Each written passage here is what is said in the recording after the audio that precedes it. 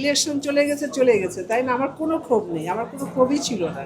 এটা জোর জবরদস্তি করে বলেছে ঠিক আছে ইন্টারভিউ দেন, তো আমি দিয়েছি, ঠিক আছে, যেটা সত্য কথা সেটা বলেছি। আর যেটা হলো বারবারই কিন্তু একটা কথা তুলে ধরেছে, সেটা হলো যে আমার মৃত্যুর পরে আমার লাশ কখনো এফডিসিতে যাবে না, অবশ্যই যাবে না। এটা আমার মানে ইলেকশনের জন্য না, এর আগেও আমি আমার পরিবারকে বলেছি।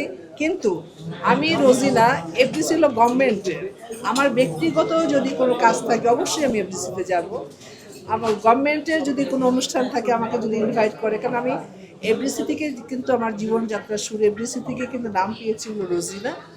এফডিসি থেকেই কিন্তু মানে এখানে প্রথম আমি ছবি করেছি, এখান থেকে আমার পরিচিত বেড়েছে, পরিচিত। নায়াসিনামাইড ও স্যালিসাইলিক সমৃদ্ধ লিলি ফেস ওয়াশ যা ফেসের ডেড স্কিন সেল দূর করে দেয় দ্বিগুণ ফাস্টার ব্রাইটেনিং। পেয়েছি আমি। তা সেখানে হলো কি, যেমন আমাদের ডাইরেক্টর অ্যাসোসিয়েশনের এখানে অফিস আছে, প্রডিউসার অ্যাসোসিয়েশনের অফিস আছে। আমি তো একজন ডাইরেক্টরও, সেখানে আমি সদস্য, প্রডিউসারও আমি সেখানে সদস্য।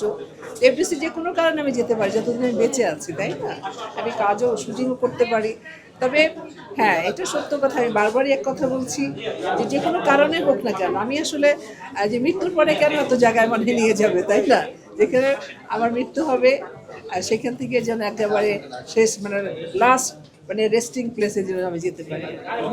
হ্যাঁ, অনেকেই খুব অসুবিধার মধ্যে আছে, তারপর তো গভর্নমেন্ট থেকে কিন্তু অনেক সহযোগিতা পাচ্ছে। তারপর আপনার আমাদের দেশে অনেক জনগণও করছে। আমারও খুব ইচ্ছা আছে যে আমি মানে যদি এই সহযোগিতা কিছুটা হাত বাড়াতে পারি, তাহলে আমি নিজেকে ধন্য মনে করবো। আসলে মানে দুঃখজনক, আবার বলবো এটা হলো আপনার প্রাকৃতির একটা ব্যাপার আর কি। এই সিজনে তো অবশ্যই বৃষ্টি হয়, তারপরে এবার মনে হয় একটু বেশি হচ্ছে। নায়াসিনামাইড ও স্যালিসাইলিক সমৃদ্ধ লিলি ফেস ওয়াশ যা ফেসের ডেড স্কিন সেল দূর করে দেয় দ্বিগুণ ফাস্টার ব্রাইটেনিং।